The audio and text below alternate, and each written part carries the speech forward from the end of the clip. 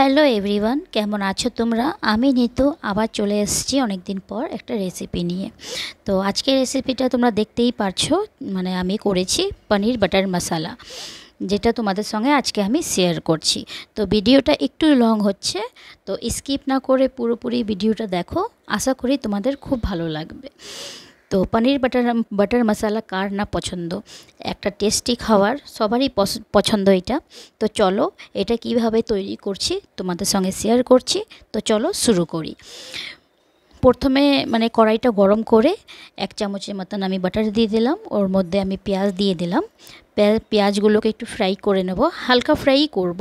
তো এখন ওর মধ্যে আমি দেব টমেটো, আর দেব তোমার একটু মানে রসুন, আর দেব আদা।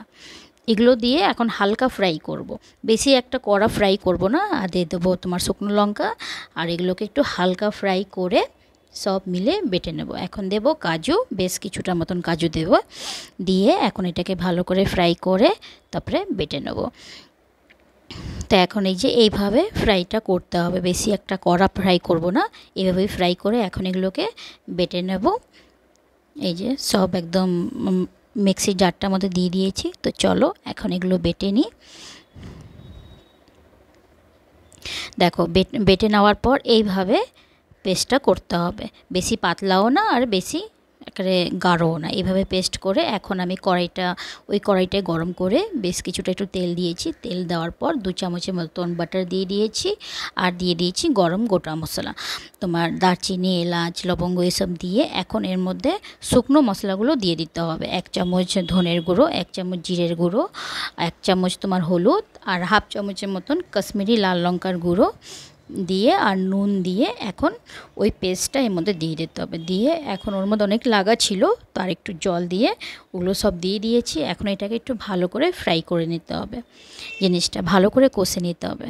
দেখো জাস্ট কালারটা এত সুন্দর এসছে, আর ফ্লেভারটাও মানে খুব ভালো এসছে। দেখো এইভাবে করে একটু ফ্রাই করে এখন এখানে আমি পনিরগুলো কেটে নিচ্ছি। এভাবে পিস পিস করে পনির কেটে নিয়েছি। তো পনিরের পিস আমার হয়ে গেছে, বেশি একটা বড় বড় পিস করিনি আমি, একটু মানে মিডিয়াম সাইজের পিসই করেছি। তো এখন পনিরের পিস কাটা হয়ে গেছে, এখন এর মধ্যে আমি দিয়ে দিয়েছি পনিরগুলো। এখন এটাকে ভালো করে ফুটাতে হবে, একটু মানে পনিরটা যত দিস মানে একটু নরম না হয়ে যায়। আর অনেকেও পনিরটা ভেজে দেয়, কিন্তু আমি ভাজিনি, এভাবেই কাঁচা পনিরই দিয়ে দিয়েছি। এভাবে দিলে কি পনিরটা শক্ত হয় না।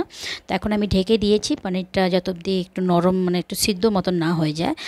আর মানে ভেজে দিলে পরে জিনিসটা একটু মানে রাবারের মতন হয়ে যায়, তো আমি ভেজে দেয়নি, এইভাবে ডাইরেক্ট কেটে দিলে তোমার পনিরটা বেশ নরম থাকে। তো হয়ে গেছে, এখন মানে একটু 1 চামচের মতন চিনি দিয়ে দিয়েছি, টেস্ট বুঝে চিনি দিয়েছি। চিনি না দিলে টেস্টের ব্যালেন্সটা হয় না, তো চিনি তো দিতেই হবে। তো চিনি দেওয়ার পর এখন আমি কাসুরি মেথি বেশ ক্রাশ করে উপর থেকে দিয়ে দিচ্ছি। এখন একটু লাড়াচাড়া করার পর এখন ধনেপাতাও দিয়ে দেবো। আমার মানে পনির বাটার মশলা মোটামুটি কমপ্লিট হয়ে গেছে। এখন আমি নামানোর আগে একটু ধনেপাতা কুচি দিয়ে বাস আমার কমপ্লিট একদম পনির বাটার মশলা। এইভাবে তোমরা করতে পারো, খুব টেস্টি হয় খেতে। তো এইভাবেই আমি মানে পনির বাটার মশলাটা করি। তো চলো হয়ে গেছে, এখন একটা বাটিতে আমি সার্ভ করব।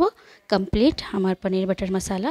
তো চলো আমি বাটিতে সার্ভ করে নিয়েছি। এখন উপর থেকে আবার 1 চামচ বাটার দিয়েছি, এটা যেহেতু পনির বাটার মশলা ভরে ভরে তো বাটার দিতেই হবে। তো এখন বাটার দিয়ে উপর থেকে একটু ক্রিম ছড়িয়ে দিচ্ছি। তো হয়ে গেছে। কেমন লেগেছে তোমাদের পনির বাটার মশলা অবশ্যই কমেন্ট করে জানিও। আর যদি ভালো লাগে তো রেসিপিটা একটা লাইক, কমেন্ট আর ভিডিওটা শেয়ার করে দিও। তোমরা অবশ্যই এভাবে ট্রাই করো, খুব টেস্টি হয় খেতে, খুব ভালো হয়।